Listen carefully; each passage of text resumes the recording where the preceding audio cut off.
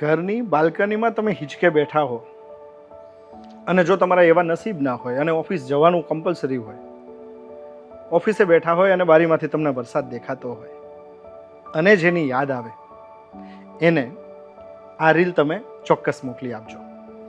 સાહેબ, વરસાદ અને યાદ એની સાથે જોડાયેલી બહુ બધી રચનાઓ તમે લખી છે. હા, આજે વરસાદ ઉપર તમારી પાસેથી કંઈક સાંભળવું છે.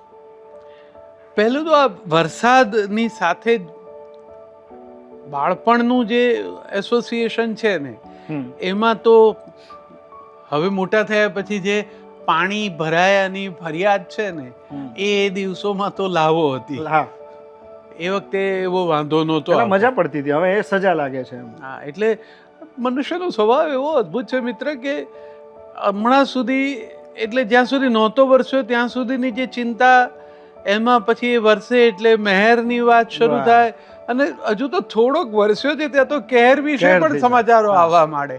એટલે માણસને કંઈક ધરાવ નથી. આપણે તો એની ઋતુને જુદા જુદા રંગથી મેં તો કવિતામાં હંમેશા ગાઈ છે. એક રચના તને સંભળાવું કે મારી પાસે સિલકમાં છે કવિતા કેરો કાગળ.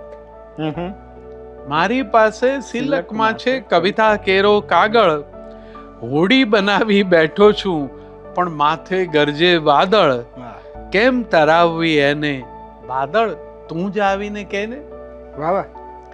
ને ભીની આ મોસમમાં પેલી નઝમ આવતી યાદ, ભીની આ મોસમમાં પેલી નઝમ આવતી યાદ, કાગળની હોડી ને સાથે ઘેરાયો વરસાદ, ને બાળપણાના દિવસો વીત્યા, ડાપણ આવ્યું વયમાં, બદલાયું ને સમજાયું કઈ કેટલું વીત્યા સમયમાં, બાળક થઈને તરતી મૂકતો નચિંત થઈને જેને, આજે વાદળ વરસે ત્યારે કેમ તરાવવી એને વાદળ તું જ આવીને કહેને.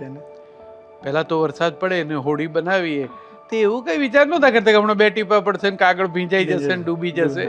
હવે આ ડૂબવા અને તરવાની જે લાભની ગણતરીઓ એટલી વધી ગઈ ને કે પેલી સાહસ અને સહજ આનંદની વૃત્તિ જ જતી રહી છે.